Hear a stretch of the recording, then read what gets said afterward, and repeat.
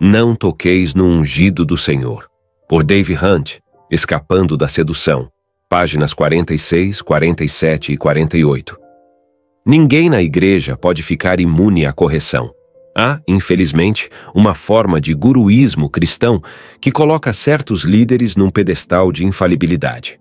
Questionar qualquer coisa que digam ou façam é considerado tocar o ungido do Senhor, algo proibido do Antigo Testamento, tanto por exemplo quanto por preceito.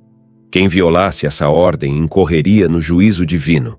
O salmista escreveu: a ninguém Deus permitiu que os oprimisse. Antes, por amor deles, repreendeu a reis, dizendo: não toqueis nos meus ungidos, nem maltrateis os meus profetas. Salmo 105, 14 e 15. As duas palavras oprimir e maltratar nessa passagem indicam claramente o que Deus quis dizer quando ordenou: não toqueis nos meus ungidos. Essa frase nada tem a ver com correção legítima, que Deus, em seu amor, deseja para todos os homens, e especialmente para seus ungidos. Quem eram esses ungidos e quem se encaixa nessa categoria hoje? No Israel, no Antigo Testamento, os profetas, sacerdotes e reis eram ungidos para tais ofícios quando era derramado sobre eles o óleo sagrado da unção, após o que passavam a ser vistos como ungidos do Senhor. Todas essas três funções e ofícios, profeta, sacerdote e rei, achariam seu cumprimento máximo no Messias prometido. Na verdade, o título Messias, do qual Cristo é a tradução grega, significa literalmente o ungido. No Novo Testamento, os seguidores de Cristo são identificados com ele tão intimamente que carregam em seu nome, como membros de seu corpo, a Igreja, esses três ofícios de profeta, sacerdote e rei. Cada crente é um ungido, porque Cristo, que é o ungido, veio viver em nós e somos um nele. É esta unção do Espírito Santo que nos impede de sermos seduzidos pelas mentiras de Satanás, desde que demos ouvidos à direção de Deus.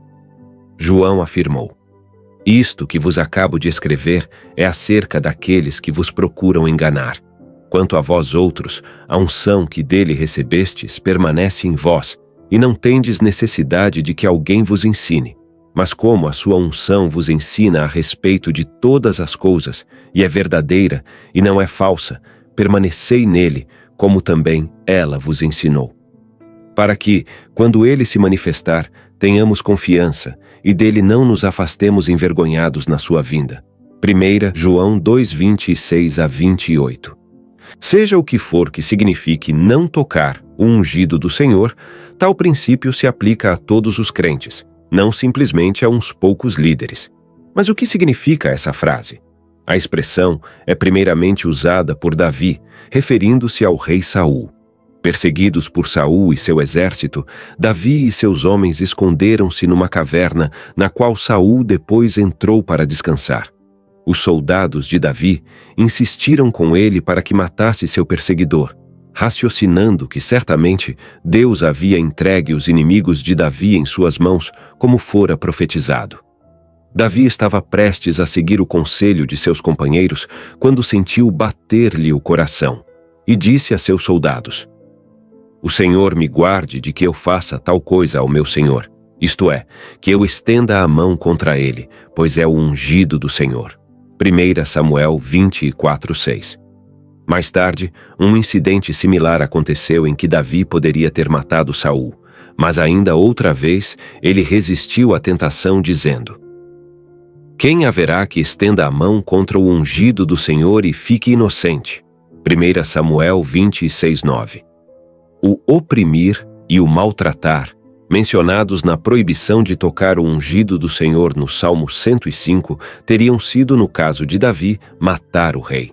Dificilmente seria considerado correto ensinar que essa frase do Antigo Testamento significa não ousar questionar o ensino de algum líder cristão.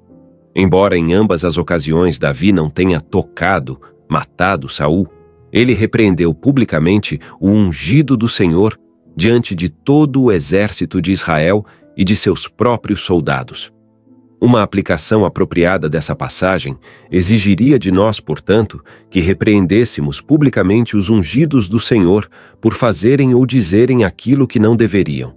Os líderes de Israel, quer profetas, sacerdotes ou reis, eram frequentemente repreendidos em público por aqueles a quem Deus chamava para essa tarefa. Corretamente, Paulo repreendeu a Pedro publicamente. Disse a Cefas Pedro na presença de todos. Gálatas 2,14. Pelo seu exemplo público, Pedro levara muitas pessoas a errar. Teria sido inteiramente inapropriado para Paulo discutir o assunto em particular com Pedro. Não era uma questão de Mateus 18,15. Se teu irmão pecar contra ti, vai arguí-lo entre ti e ele só.